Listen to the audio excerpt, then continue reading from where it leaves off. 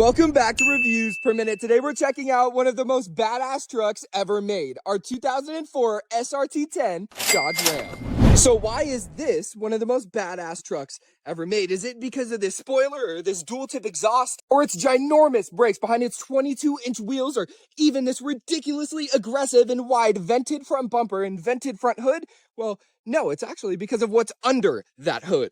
When you open up that ginormous hood, you reveal its 8.3-liter V10 engine. As you can see, this has literally been ripped straight out of a third-generation Dodge Viper and put in the SRT-10. And that's paired up with a Volent cold air intake. This makes 530 horsepower. And with an engine that crazy, you'd expect a crazy sound, and you're in luck because you are right.